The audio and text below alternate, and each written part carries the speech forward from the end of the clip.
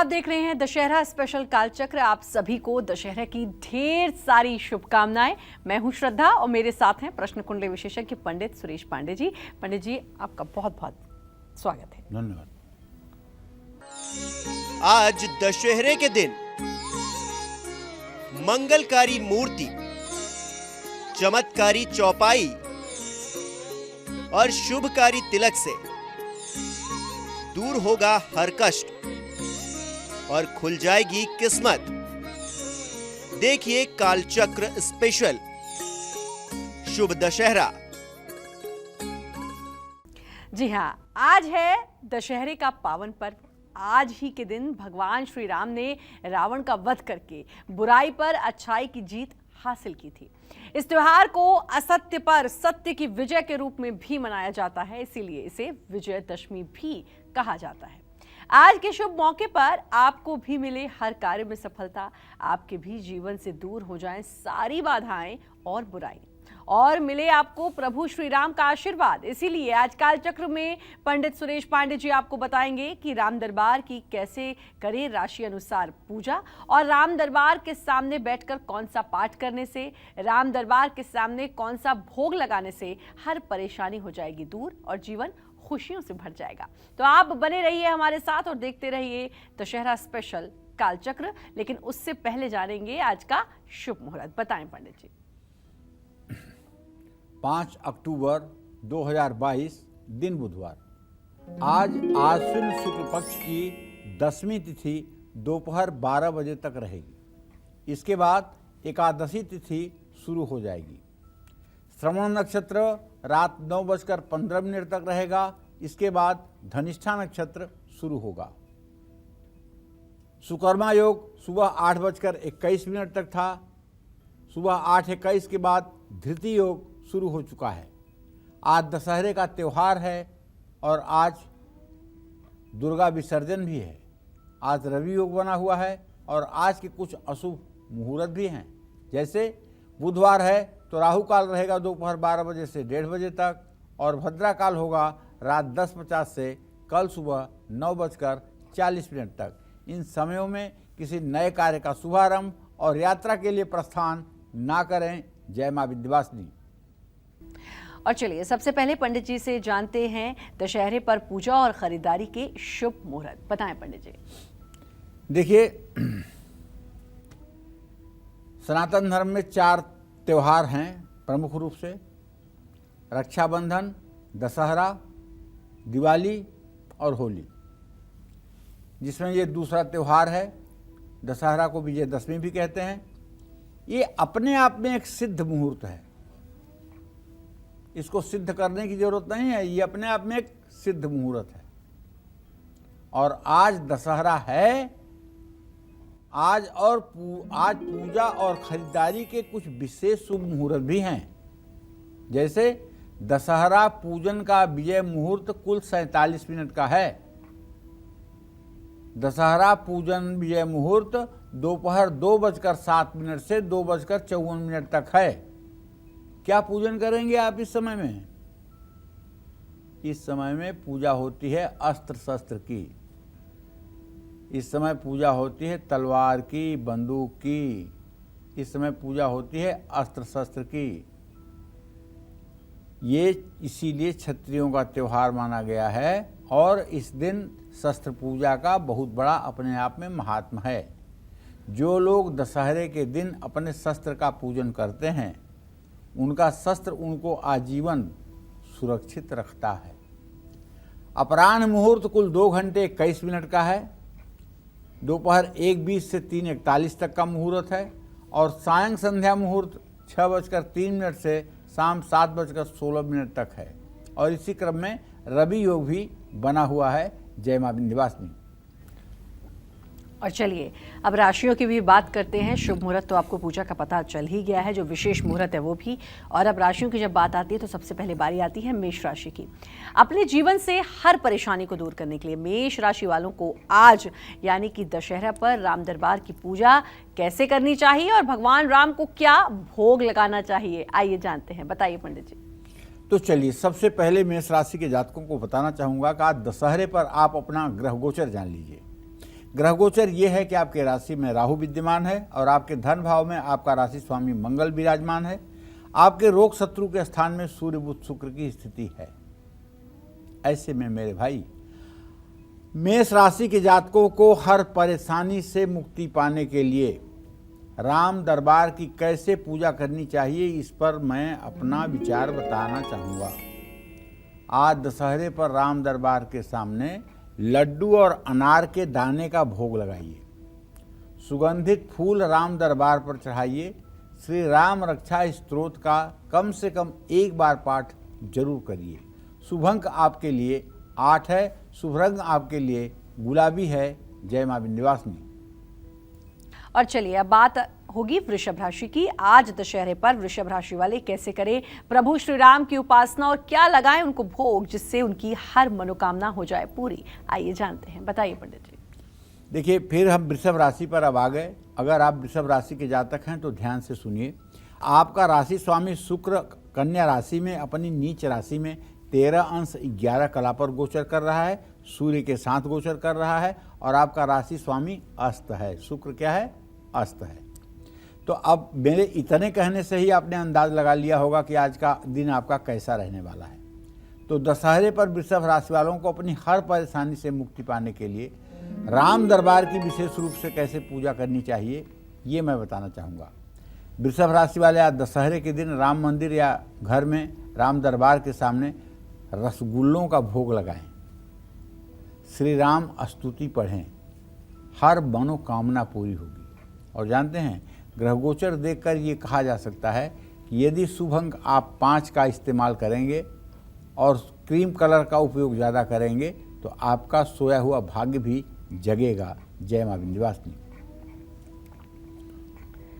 तो हम लगातार पंडित जी से जान रहे हैं दशहरे के दिन राम दरबार को कैसे हम मनाएंगे और राम दरबार की पूजा अर्चना कैसे करेंगे। एक और सवाल जो पंडित जी से जानेंगे वो ये कि रावण इतना प्रतापी था, भगवान शिव का परम भक्त था, इतना ज्ञानी ब्राह्मण था, फिर भी उसमें इतना घमंड क्यों था? रावण की कुंडली में वो कौन सा ग्रह है, कौन सी ग्रह दशा उसके अहंकार और उसकी मृत्यु का कारण बनी?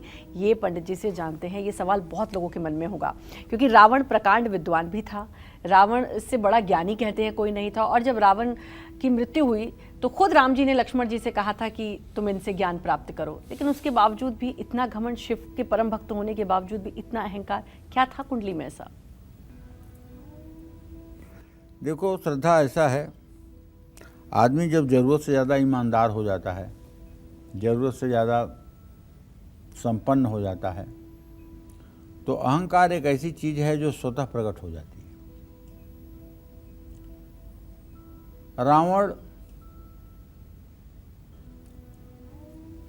विशेश्रवा का पुत्र था। विशेश्रवा विशेष रूप से यज्ञ कर रहे थे। उसी समय रावण की माँ उनके पास पहुंची थी। उन्होंने पूछा कि हे देवी, आप कैसे आगमन हुआ है आपका? वाल्मीकि रामायण की कथा है। तो कहती है कि मैं काम से पीड़ित होकर के आपके पास संतान प्राप्ति के लिए आई हूँ। बोले कि मैं यज्ञ में और तप में हूँ और आप इतनी गलत बात कर रही हैं, काम से पीड़ित होकर के मेरे पास आई हैं। मैं आपको दान नहीं इसलिए कर सकता हूँ इसलिए कि ये मतलब कि जो है हमारी यज्ञ अधूरी हो जाएगी, लेकिन आपके 2 महापुरुष कर्मा पुत्र होंगे जो संसार के लिए दुखदायी होंगे और आपके लिए भी दुखदायी होंगे। वो बहुत रोने गाने लगी कि अगर मेरे पुत्र इतने दुष्ट होंगे और इतने दुखदायी होंगे, पूरे संसार को दुख देने वाले होंगे, प्रभु मेरी गलती को क्षमा करिए, मैं नहीं जानती थी कि यज्ञ के समय में नहीं आना चाहिए। तो उन्होंने कहा अच्छा ठीक है, एक पुत्र तुम्हारा अच्छा भी होगा, लेकिन उस पुत्र को पाने के लिए तुम्हें एक कन्या भी उत्पन्न करनी होगी। तो रावण और कुंभकर्ण ये दोनों विशिष्ट आत्माएँ पैदा हो गई। विभीषण आए जरूर बात के आशीर्वाद के अनुसार, लेकिन उसके साथ शूर्पणखा को भी आना पड़ा। तो यही 4 संतान हुए। तो कहने का मतलब ये है कि जिसकी नींव ही खराब समय में पड़ती है तो उसके अंकुर को कैसे अच्छे माना जा सकता है। रही बात विद्वान की, तो देखो एक बात जान लो श्रद्धा, दुर्जनः परिहर्थव्यः विद्यालंघ कृतोपशनः मणिना भूषितः सर्पः किमसौ न भयंकरः। दुष्ट आदमी चाहे जितना बड़ा विद्वान हो जाए, लेकिन उसका त्याग कर देना चाहिए। क्योंकि जिन सर्पों में नागमणि होती है, नागमणि कितनी बहुमूल्य चीज़ है, जिन सर्पों में नागमणि होती है, क्या उनके अंदर जहर नहीं होता है? क्या उनके काटने पर लोग नहीं मरते हैं? इसीलिए नीति का यह श्लोक है, दुर्जन परिहर्तव्य, दुर्जनों का परित्याग कर दो। विद्यालंकृतोपशन, चाहे वो जितना विद्या से अलंकृत हो। मणिना भूषितः सर्पः किमसौ न भयंकर। तो कहने का मतलब रावण की जन्म कुंडली में लग्नेश सूर्य के लग्न में स्थित होने तथा नैसर्गिक शुभग्रह गुरु भी लग्न में होने के कारण लग्न अति बलवान था। लग्नस्थ सूर्य पर पूर्व ग्रह मंगल की दृष्टि होने के कारण वह अहंकारी और तानाशाह था। कुंडली के द्वितीय भाव में लाभेश और धनेश बुध की उसकी अपनी ही स्वयं की राशि में स्थिति के कारण धन योग का निर्माण हो रहा है। तृतीय भाव का स्वामी शुक्र दशम भाव में है और यहाँ उसकी तुला में केतु और स्त्री भाव का स्वामी शनि बैठे हैं। इसी कारण वह बहुत विलासिता प्रिय रहा होगा। भातृभाव में पृथकतावादी ग्रह उच्च का शनि केतु के साथ स्थित है।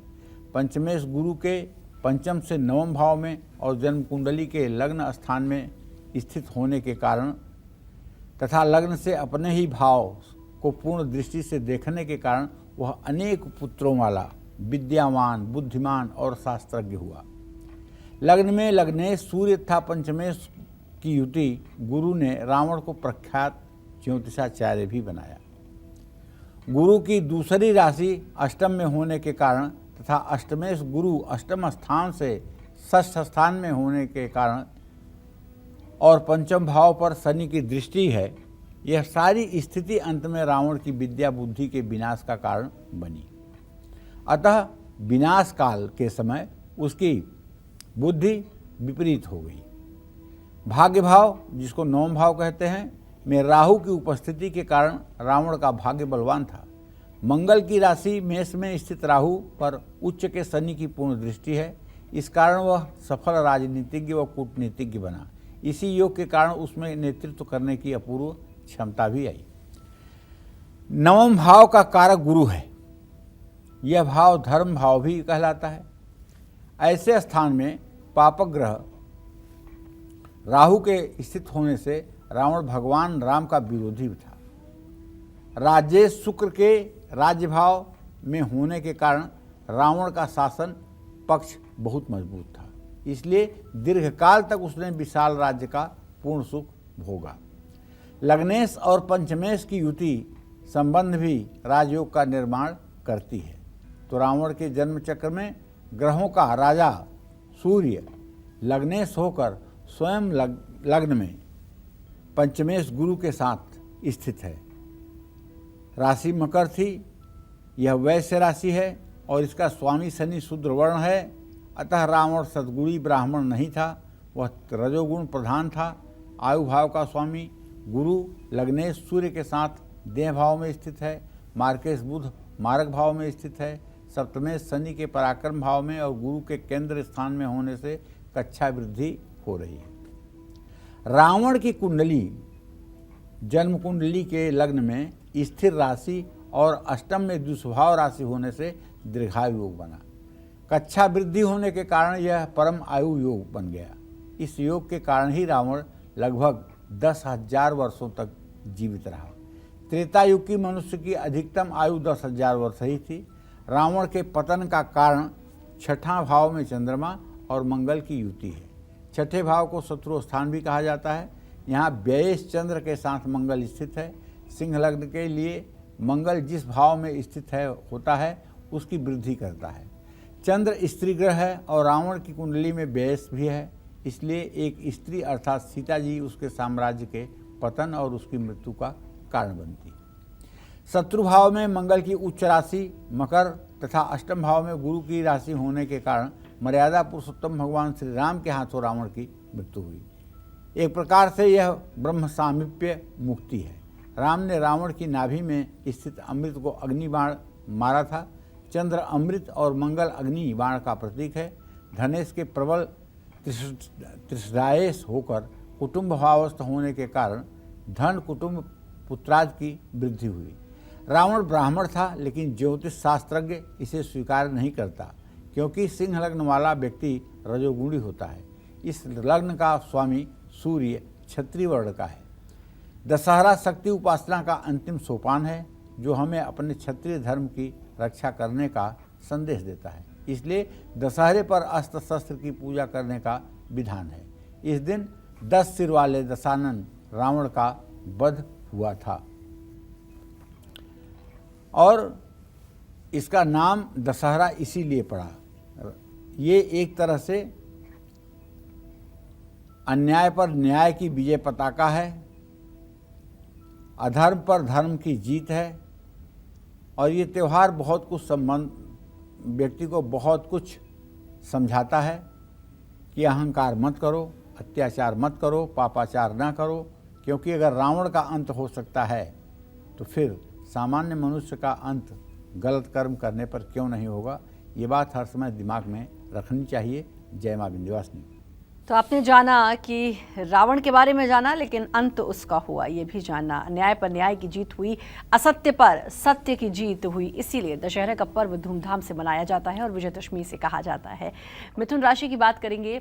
आज दशहरे पर मिथुन राशि वाले कैसे करें प्रभु श्री राम की उपासना और क्या लगाएं उनको भोग जिससे उनकी हर मनोकामना हो जाए पूरी, आइए जानते हैं। बताइए पंडित जी।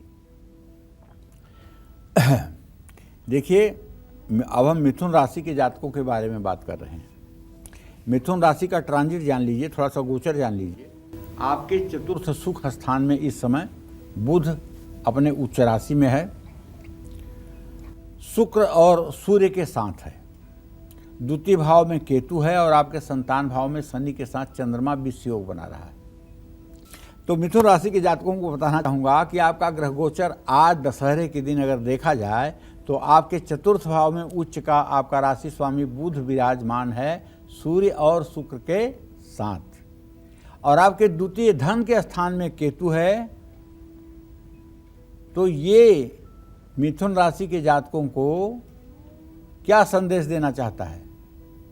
और मैं तो ये कहूँगा कि आज दशहरा है तो राम दरबार की कैसे पूजा आपको करनी चाहिए, ये भी इसी क्रम में आप जान लीजिए। तो मिथुन राशि के जातकों को आज दशहरे के दिन राम मंदिर में या घर में राम दरबार स्थापित करके सुंदर सी प्लेट में काजू की मिठाई सजा करके उसका भोग लगाना चाहिए। ओम नाभ्यासिदंतरिशुकं शिष्णौ देव संवर्धः पदभ्याम भूमिर्दिशा सोता थालोका अगल्पयन्न नैवेद्यम निवेदयामि, और उसके साथ तुलसी का पत्ता जरूर रखना चाहिए। शुभ अंक आपके लिए 7 है, शुभ रंग आपके लिए हरा है। जय मां विंध्यवासिनी। पंडित जी, एक सवाल मेरे मन में वो ये कि अभी आपने बताया कि रावण ज्योतिषाचार्य था, तो क्या रावण को अपनी कुंडली में ये नहीं दिखा कि उसका हश्र क्या होगा? उसने जो किया, उसने सीता जी को वहाँ से अगवा किया, वहाँ सीता जी को वो लेकर वहाँ चला गया, तो क्या रावण को ये सारी चीज़ों का ज्ञान नहीं था कि वो क्या कर रहा है और कितना बुरा कर रहा है? उसे पता था, उसे पता था, सब कुछ पता था। ऐसा है कि सीता जी के जन्म के पहले हिमालय पर और मानसरोवर में, मानसरोवर के बगल में ब्रह्मा के पुत्र कुशध्वज की बेटी वेदवती तपस्या कर रही थी। रावण वहाँ घूमने जाता था। उसने देखा, कहा अरे इतनी सुंदरी स्त्री जिसे मेरे बाहों में होना चाहिए वो तप कर रही है, शरीर जला रही है। जाकर कहा कि हे देवी तुम कौन हो, अपना परिचय दो। तो वेदवती ने बड़ी शालीनता से कहा कि मैं तो कुशध्वज की बेटी हूँ, ब्रह्मा की पौत्री हूँ, भगवान विष्णु पति के रूप में मिले हैं, इसीलिए तपस्या कर रही हूँ। अरे विष्णु के पास क्या है जो मेरे पास नहीं है? इस तरह से उल्टा सीधा बोलने लगा। वेदवती ने विरोध किया, लेकिन अंत में जब वेदवती नहीं मानी तो उसने वेदवती का केस पकड़ करके झकझोरना चाहा। वेदवती ने अपने दाहिने हाथ से अपने केस को ऐसा मारा कि उसका केस कट करके वेदवती का रावण के हाथ में चला गया, और वेदवती ने अपनी योगाग्नि से अपने शरीर को जला लिया। जलाने के पहले कहा कि हे रावण, मैं तेरे विनाश का कारण बनकर शीघ्र ही आ रही हूँ। बस कुछ महीने बाद फिर वहीं घूमने गया, एक कमल के फूल पे एक छोटी सी कन्या को देखता है और देख करके मोहित हो जाता है। उस कन्या को लेकर के आता है लंका में। उसका जो सबसे बड़ा ज्योतिषी था वो प्रहस्त था। रावण सबसे बड़ा ज्योतिषी नहीं था, उसका जो सबसे बड़ा लंका का ज्योतिषी था उसका नाम प्रहस्त था। प्रहस्त को बुलवाया। प्रहस्त ने उसकी मस्तक की रेखा देखी कि वो हो, ये तो आपके मरण का कारण है और ये अजर अमर है, इसको मारा भी नहीं जा सकता, मरेगी भी नहीं, और ये आपके मृत्यु के कारण के लिए ही धरती पर आई है। तो बहुत सोच विचार हुआ क्या किया जाए। तो इस निर्णय पर पहुँचे कि नेपाल एक ऐसा देश है जहाँ का राजा जनक है, उसकी किसी देश से शत्रुता नहीं है। अगर उस देश में इस कन्या को पहुँचा दिया जाए तो फिर कभी युद्ध की कोई नौबत ही नहीं आएगी, ये लड़की कभी मृत्यु का कारण बनेगी ही नहीं। तो रावण ने वहाँ से ले आकर के मिथिला में जगत जननी जगदम्बा को पहुँचा दिया। अब वो एक कहानी है कि मिट्टी में घड़े में, सोने के घड़े में करके डाल दिया, कुछ लोग कहते हैं बाहर डाल दिया, जो भी हो, लेकिन सच्चाई यही है जो वाल्मीकि रामायण कहता है। और माता सीता राजा जनक को प्राप्त हुई और जैसी हो तव्यता वैसी लगे सहाय, ताहि न्यावत ताहि पे ताहि कहाँ ले जाए। मिथिला से अयोध्या होते हुए, चित्रकूट नासिक पंचवटी होते हुए मौत पहुँचनी थी जब, तो रावण के पास पहुँच ही गई। तो कहने का मतलब ये है कि रावण ज्योतिषी था, इसका मतलब ये नहीं कि उसे पता नहीं था कि हमारा विनाश होना है, उसे अच्छी तरह से पता था और बार बार कहता था खर दूषण तीसरा और बाली, खर दूषण तीसरा और बाली, ये सब हमारे जैसे बलवान थे, तिन्हीं को मारे बिन भगवंता, उनको बिना भगवान के कौन मार सकता है। और तापस, ये तामस देह से तपस्या नहीं होगी, जा करके हट करके मतलब कि रार करूंगा राम से, और रार करके उनके हाथों मोक्ष प्राप्त करूंगा। और अगर इंसान होंगे तो इनकी पत्नी को हड़प लूंगा, अगर भगवान होंगे तो इनके हाथों मोक्ष हो जाएगा। जब रामेश्वरम में रावण ने शिवलिंग की पूजा की स्थापना कराई थी तो भगवान राम ने कहा था कि मांगो, जो मांगना हो मांग लो। अगर रावण उस समय सीता को भी मांग लेता तो रघुकुल रीत सदा चली आई, प्राण जाई पर बचन न जाई।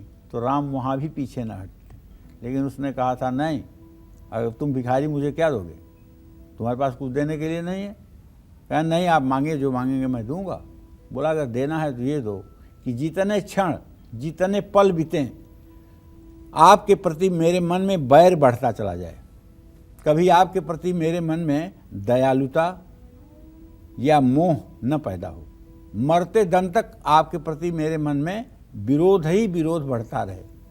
राम ने कहा एवं मस्त। और जानती हो, सिर्फ दो ही चीज़ों की याद आती है, या तो जिसे आप बहुत चाहते हो, जिसके बिना आप जी न सकते हो, और या जो आपका ऐसा शत्रु है जिसके बिना समाप्त हुए आप एक मिनट उसे भूल नहीं पाते हैं। तो भाव कुभाव अनख आलस हूँ, नाम जपत मंगल दिशि दस हूँ। भाव से, कुभाव से, अनायास और आलस्य से, चाहे जैसे प्रभु का स्मरण अगर होगा तो कल्याण होगा। तो रावण के मन में विरोध से ही सही, लेकिन राम की छवि तो रहती थी ना, बस उस छवि से कल्याण तो होना, इसलिए कल्याण हो गया। जय मां विंध्यवासिनी। इसीलिए रावण को इस तरीके से मोक्ष मिल गया भगवान के हाथों से। तो ये जो लगातार हमें रावण के बारे में, क्योंकि आज असत्य पर सत्य की जीत हुई थी, रावण कैसे मरा, उसके पीछे की क्या कुछ कहानियां हैं, साथ ही राम दरबार की पूजा आप कैसे करें, लगातार पंडित जी बता रहे हैं। बारी आती है कर्क राशि की। आज दशहरे पर कर्क राशि वाले कैसे करें प्रभु श्री राम की उपासना, और क्या लगाएं उनको भोग जिससे उनकी हर मनोकामना हो जाए पूरी। आइए जानते हैं, बताइए पंडित जी। प्रभु श्री राम की भी राशि कर्क राशि थी। आज दशहरे पर आप सभी कर्क राशि के जातकों को बताना चाह रहा हूं कि आप अपनी हर परेशानी से निजात पाने के लिए एक ऐसा राम दरबार का क्या उपाय कर लीजिए कि जिंदगी संवर जाए। कर्क राशि के जातक ये जान लें कि आपका राशि स्वामी चंद्रमा इस समय शनि के साथ विष योग में मकर राशि में गोचर कर रहा है। अर्थात आज राम मंदिर में मेवे की बर्फी और नारियल की मिठाई का भोग लगाइएगा। श्री राम रक्षा स्तोत्र और रामाष्टक का पाठ करिएगा। अपनी निगेटिविटी दूर करने के लिए आपको ओम राम रामेति रमे रामे मनोरमे सहस्रनामम तत्तुल्यम राम नाम वरानने, इस मंत्र का भी 108 बार जप कर लीजिएगा। शुभ अंक आपके लिए 2 है, शुभ रंग आपके लिए सफ़ेद है। जय मां विंध्यवासिनी। आज दशहरे के दिन सिंह से लेकर मीन राशि वालों को अपने जीवन से हर बुराई का अंत करके कष्टों से मुक्ति पाने के लिए भगवान श्री राम की कैसे करनी चाहिए पूजा और क्या कुछ उपाय करने चाहिए, ये जानेंगे हम पंडित जी से। लेकिन एक छोटे से ब्रेक के बाद आप देखते रहिए दशहरा स्पेशल कालचक्र।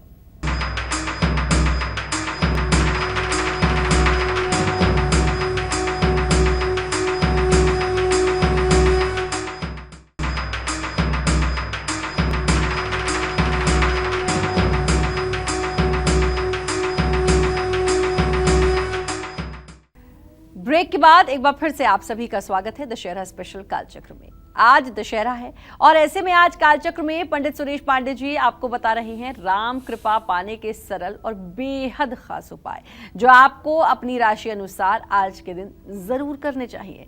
अपनी चर्चा को आगे बढ़ाते हुए अब बात करेंगे उन लोगों की जिनको परिवार में सुख शांति चाहिए, धन दौलत ऐश्वर्य का वरदान चाहिए, साथ ही अपने घर से वास्तु दोष को हमेशा हमेशा के लिए वो खत्म करना चाहते हैं। ऐसे लोगों को आज दशहरा पर राम दरबार अपने घर में कहां स्थापित करना चाहिए और कैसे पूजा करनी चाहिए, आइए जानते हैं। बताइए पंडित जी। देखिए, धन की कमी अगर हो रही है तो आज दशहरे के दिन अपने माथे पर केसर चंदन पत्थर पर घिस करके उसका तिलक लगाना चाहिए और हर गुरुवार को राम दरबार की पूजा जरूर करनी चाहिए। घर की दक्षिण दिशा में अगर वास्तु दोष है तो दक्षिण दिशा में बहुत खुला हुआ जगह है, तो ऐसे में घर में लड़ाई झगड़े होंगे और गुस्सा बढ़ेगा। ऐसे में आज दशहरे पर घर का वास्तु दोष दूर करने के लिए दक्षिण दिशा में राम दरबार स्थापित करके घर में सुख शांति के लिए दशहरे पर राम दरबार की घर में स्थापना कर सकते हैं। राम रक्षा स्तोत्र का हर रोज पाठ करें। आज दशहरे पर शमी और अपराजिता के पेड़ की पूजा करें। शमी भी आसानी से मिल जाता है, अपराजिता भी आसानी से मिल जाती है। देखिए, तो पूजा स्थान में जो राम दरबार का चित्र रखेंगे, जो ईशान कोण में होगा, वो तो 8 अंगुल का होगा जिसकी आप रोज पूजा करेंगे। लेकिन अगर आपके साउथ वेस्ट में वास्तु दोष है, वहाँ की फर्श दूसरे उत्तर दिशा की फर्श से नीची है, गहरी है, या दक्षिण दिशा में कोई गड्ढा है या कोई तालाब है या कोई ऐसी चीज़ है जहाँ पानी जमा होता है, या ऐसी सड़क है जो नीचे से होकर गुजरती है, तो वहाँ एक बड़ा सा चित्र राम दरबार का आप लगा दीजिए नैऋत्य कोण में और उसका मुंह पूरब दिशा में रख लीजिए और वहाँ एक आर्टिफिशियल माला जो आते हैं वो माला पहना दीजिए, जो रोज़ न भी बदलना पड़े तो वो माला हर समय पड़ी रहे, और वहाँ एक घी का दिया सुबह शाम जलवा दिया करिए। तब आपके घर के गृहस्वामी हो जाएंगे प्रभु श्री राम। जब नैऋत्य कोण में वो विराजमान हो जाएंगे तो वो आपके गृहस्वामी हो जाएंगे, और जब वो आपके गृहस्वामी स्वयं वही हो जाएंगे तब आप सोचिए कोई वास्तु दोष आपका क्या बिगाड़ पाएगा, और जो कुछ भी जीवन की कठिनाइयाँ हैं वो सद्यः दूर भी हो जाएंगी, इसमें कोई दो राय नहीं है। जय मां विंध्यवासिनी। और चलिए अब बात करेंगे सिंह राशि की। आज दशहरा पर सिंह राशि वाले कैसे करें प्रभु श्री राम की उपासना और क्या लगाएं उनको भोग जिससे उनकी हर मनोकामना हो जाए पूरी, आइए जानते हैं। बताइए पंडित जी।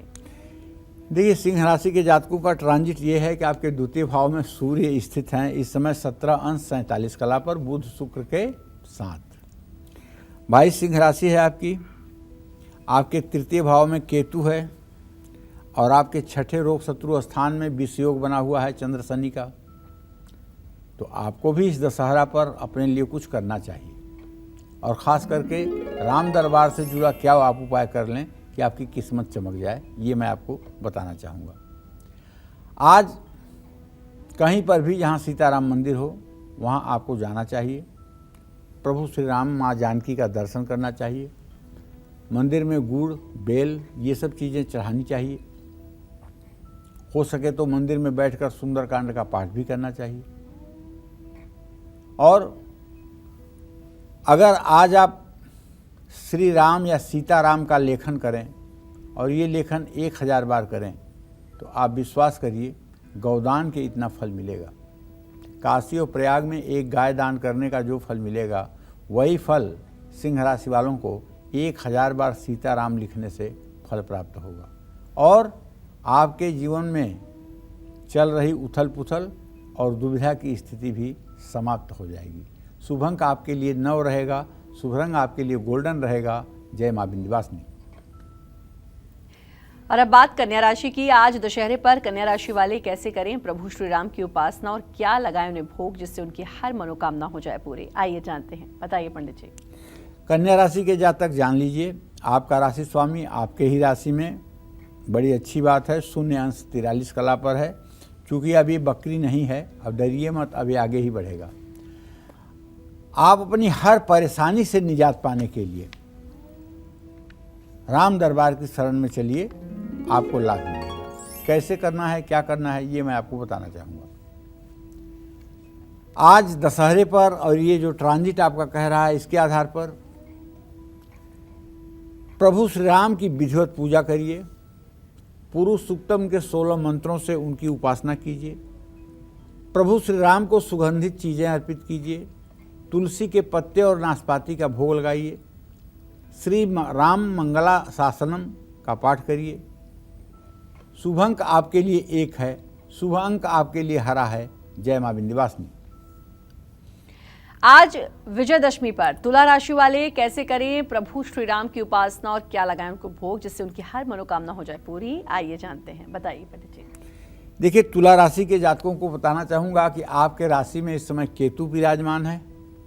आपका राशि स्वामी शुक्र इस समय अस्त है और व्यय भाव में है। कुल मिलाकर के इस दशहरे पर आपका ट्रांजिट, आपका गोचर आपका सपोर्ट नहीं कर रहा है। आप परेशानी से पार पाने के लिए, परेशानियों से मुक्ति पाने के लिए राम दरबार की उपासना कैसे करें ये मैं आपको बताना चाहूँगा।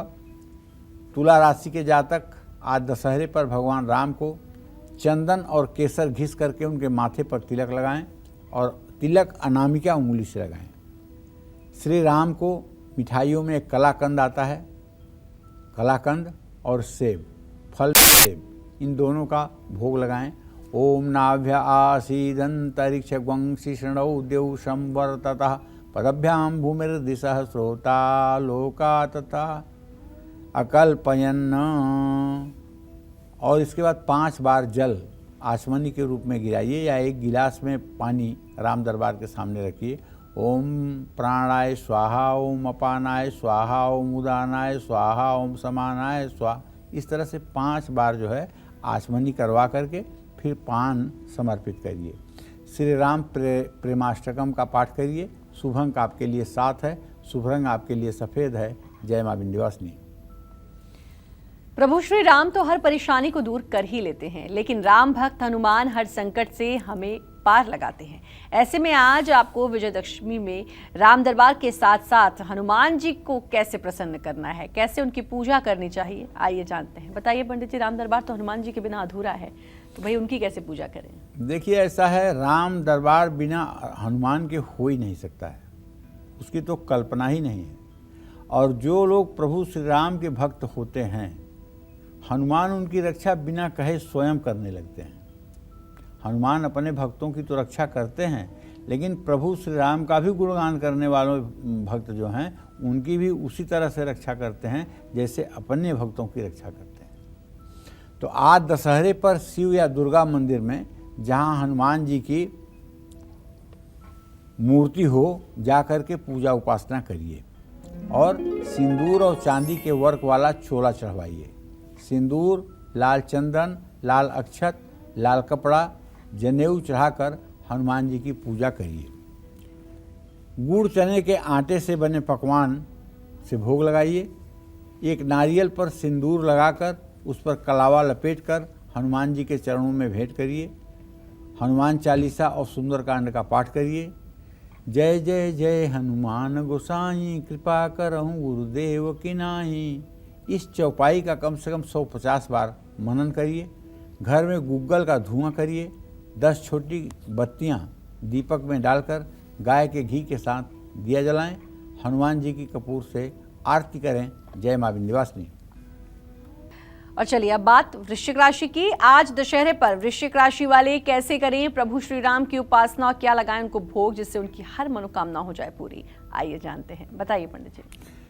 देखो श्रद्धा, वृश्चिक राशि के जातकों का जो ट्रांजिट है ना, वो ये है कि वृश्चिक राशि का स्वामी मंगल अपने से 7वें भाव में जाकर अपने राशि को देख रहा है और एकादश स्थान में सूर्य बुध शुक्र की स्थिति है, लेकिन व्यय भाव में केतु है और संतान भाव में बृहस्पति है। तो आज वृश्चिक राशि वालों को अपनी हर परेशानी से मुक्ति पाने के लिए प्रभु श्री राम की कैसे उपासना करनी है, ये मैं बताना चाहूँगा। वृश्चिक राशि वाले आज दशहरे पर अपने घर में राम दरबार स्थापित करके फूल और फल अर्पित करें। भगवान राम को गुड़ की रेवड़ी का भोग लगाएं, श्री रामचंद्राष्टकम का पाठ करें। शुभ अंक आपके लिए 1 है, शुभ रंग आपके लिए मैरून है। जय मां विंध्यवासिनी। पंडित जी, इससे पहले मेरे मन में जो सवाल था कि रावण स्वयं ज्योतिषी था, तो उसको कैसे नहीं पता चला कि उसका अंत कैसा होगा। अब एक और सवाल कि रावण अन्यायी था, सब पर अन्याय करता था, लेकिन परम शिव भक्त था।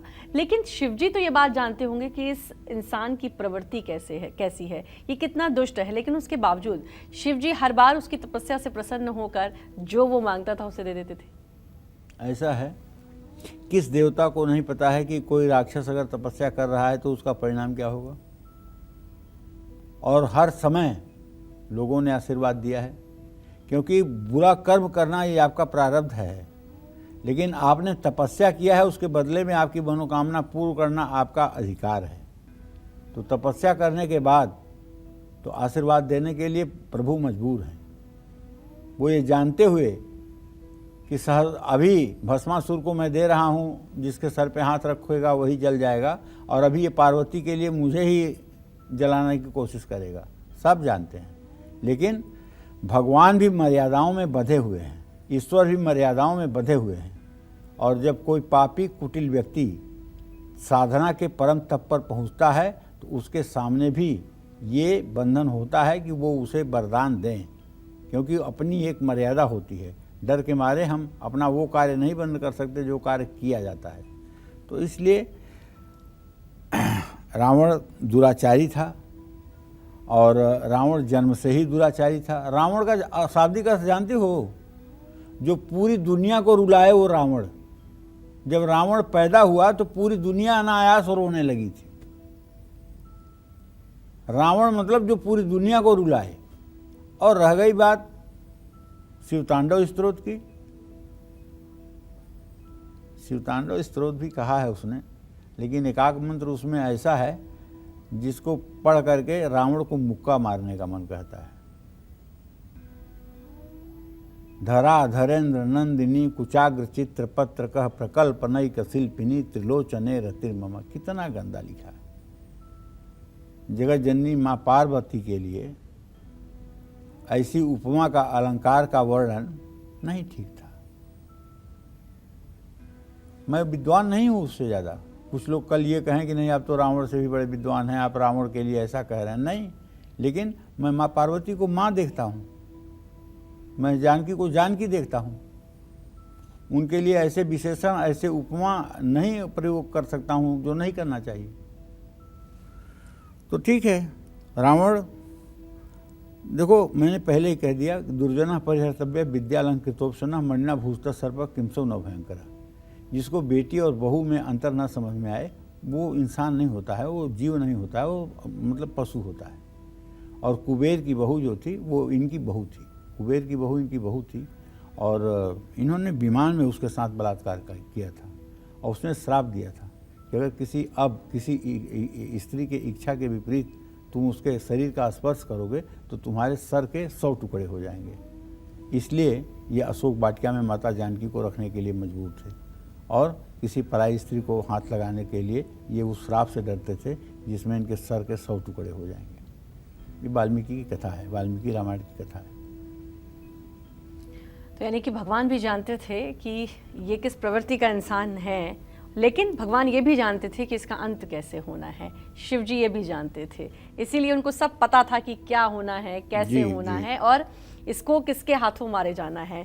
तो रावण की बहुत सारी बातें, और इससे हमें सीखने की बहुत ज़रूरत है। इससे हमें ये सीखने की ज़रूरत है कि अगर असत्य होगा, अन्याय होगा, तो उसका परिणाम बुरा ही होगा। ये रावण से अच्छा उदाहरण और कोई नहीं हो सकता है। आज दशहरे पर बाकी बची राशि वालों को श्री राम की पूजा कैसे करनी है, ज़रूर करनी है, ये भी जानेंगे। फिलहाल वक्त एक छोटे से ब्रेक का, आप बने रहिए हमारे साथ और देखते रहिए विजयदशमी स्पेशल कालचक्र।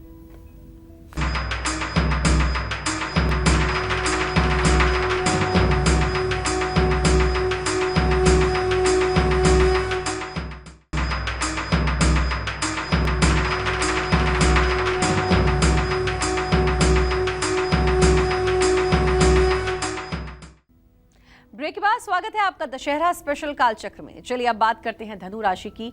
आज दशहरे पर धनु राशि वाले कैसे करें प्रभु श्री राम की उपासना और क्या लगाएं उनको भोग जिससे उनकी हर मनोकामना हो पूरी, बताइए पंडित जी। तो धनु राशि के जातकों को बताना चाहूँगा कि सबसे पहले आप अपना ट्रांजिट जान लीजिए। आपका राशि स्वामी है बृहस्पति, जो अपनी ही राशि में 8 अंश 24 कला पर वक्री होकर के चतुर्थ भाव में गोचर कर रहा है। आपके संतान भाव में राहु बैठा हुआ है, ये आप भी समझ सकते हैं कि आपके संतान भाव के लिए ठीक नहीं है। मंगल आपके छठे भाव में बैठा हुआ है, ये भी बहुत अच्छा संकेत नहीं है। तो आज दशहरे के दिन राम दरबार के द्वारा आपकी परेशानी कैसे दूर हो सकती है, मैं ये आपको बताना चाहता हूँ। तो देखिए, आज दशहरे पर राम दरबार का दर्शन जरूर करिए। कहीं अगर राम दरबार या भगवान राम का मंदिर है तो वहाँ जरूर जाइए, और जितनी अच्छी पूजा कर सकते हैं करिए। लेकिन बेसन की बनी हुई मिठाई भी आज आप प्रभु श्री राम के चरणों में समर्पित करें। जटायु ने जो राम स्तोत्र कहा था मरते समय, उस स्तोत्र का अगर आप पाठ कर सकते हैं तो कर लीजिए। शुभ अंक आपके लिए 7 है, शुभ रंग आपके लिए पीला है। जय मां विंध्यवासिनी। और अब बात मकर राशि की करेंगे। आज दशहरे पर मकर राशि वाले कैसे करें प्रभु श्री राम की उपासना, क्या लगाएं भोग जिससे उनकी सारी मनोकामना हो पूरी, आइए जानते हैं, बताइए पंडित जी। देखिए, मकर राशि में इस समय चंद्र शनि की युति बनी हुई है और दोनों में बहुत मामूली अंतर है, केवल 7 डिग्री का। ये एक तरह से विषयोग होता है। आज मकर राशि के जातक बेवजह की हीन भावना महसूस करेंगे, बेवजह अपने को लेकर के नकारात्मक थॉट अपने अंदर ऑब्जर्व करेंगे। अगर आप चाहते हैं कि ये मानसिक परेशानी आपको ना सताए तो राम दरबार की कैसे पूजा करनी है जरा मन लगाकर सुन लीजिए। आज विजयदशमी है तो राम मंदिर जाइए, बढ़िया विधिवत प्रभु श्री राम की पूजा करके गुलाब जामुन और काले अंगूर का भोग लगाइए। वहीं बैठ करके अच्युताष्टक या रामाष्टक या आदित्य हृदय स्तोत्र का पाठ करिए, राम रक्षा स्तोत्र का पाठ करिए। शुभ अंक आपके लिए 9 होगा, शुभ रंग आपके लिए काला होगा। जय मां विंध्यवासिनी।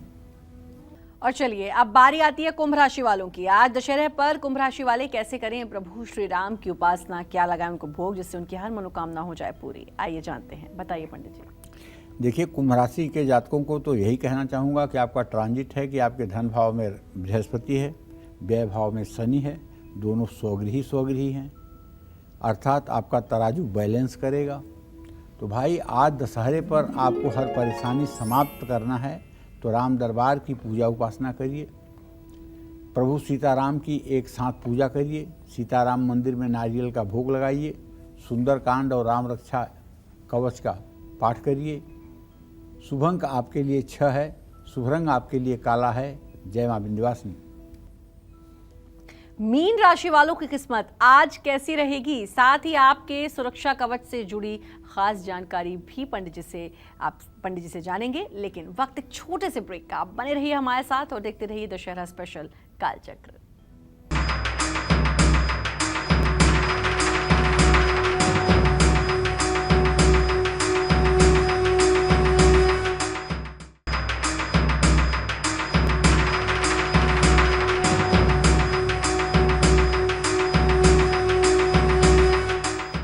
ब्रेक के बाद स्वागत स्वागत है आपका दशहरा स्पेशल कालचक्र में। चलिए अब बात करते हैं उन 10 सुरक्षा कवच की जो आपको और आपके परिवार को बुरी नजर से बचाएंगे और हमेशा सुरक्षित रखेंगे। बताइए पंडित जी। देखिए, एक मुखी या 16 मुखी रुद्राक्ष अपनी कलाई या गले में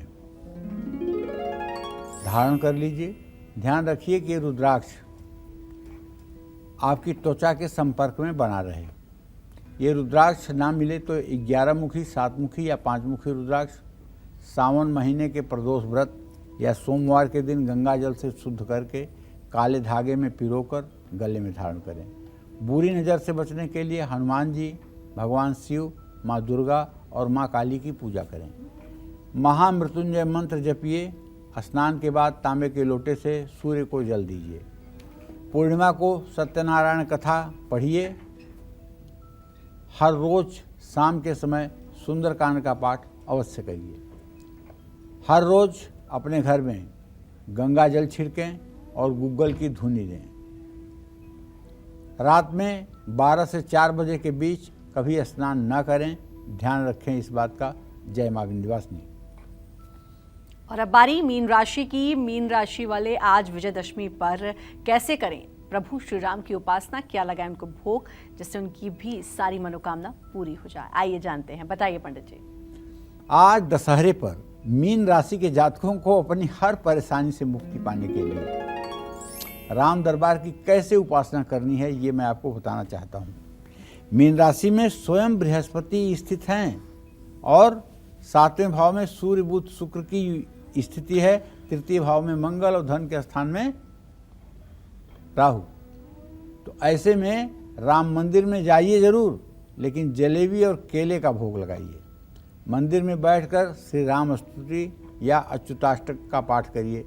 अच्युतम केशवम राम नारायणम कृष्ण दामोदरम वासुदेवम हरिम श्रीधरम माधवम गोपिका वल्लभम जानकी नायकम रामचंद्रम भजे। अच्युतम केशवम सत्यभाव माधवम माधवम श्रीधरम राधिका राधितम इंदिरा मंदिरम चेतसा सुंदरम देवकी नंदनम नंदजम संदधे। विष्णवे जिष्णवे शंखिने चक्रिणे रुक्मिणी रागिणे जानकी जानये वल्लवी वल्लभाया चितायात्मने कंस विध्वंसिने बंसिने ते नमः। कृष्ण गोविंद हे राम नारायण श्रीपते वासुदेवाजित श्रीनिधे। अच्युतानंत हे माधवाधोक्षज द्वारका नायक द्रौपदी रक्षक। इस तरह से अच्युताष्टक के 8 मंत्रों को भी पढ़ करके प्रभु श्री राम को प्रसन्न किया जा सकता है। अयोध्या कांड के साथ साथ बालकांड का पाठ करिएगा। और शुभ अंक 9 है आपके लिए, शुभ रंग पीला है आपके लिए। जय मां विंध्यवासिनी। बिल्कुल पंडित जी, बहुत अच्छी जानकारी। क्योंकि दशहरा हम धूमधाम से मनाते हैं। आपने कहा 4 विशेष पर्व हैं जिसमें से दशहरा भी एक है और बहुत धूमधाम से मनाते हैं। लेकिन दशहरा क्यों मनाते हैं और असत्य पर जो सत्य की जीत हुई थी वो आपने बताया। भगवान श्री राम को हम आज के दिन कैसे प्रसन्न कर सकते हैं ये बताया। अपना समय दिया उसके लिए आपका बहुत बहुत धन्यवाद। और उम्मीद करते हैं आज का विषय आपको पसंद आया होगा। कल फिर हाजिर होंगे एक नए विषय के साथ, आपकी परेशानियों को दूर करने के लिए ढेरों उपाय लेकर पंडित सुरेश पांडे जी के साथ। तब तक कालचक्र की पूरी टीम को दीजिए इजाजत, लेकिन देश दुनिया की खबरों के लिए देखते रहिए न्यूज़ 24। नमस्कार।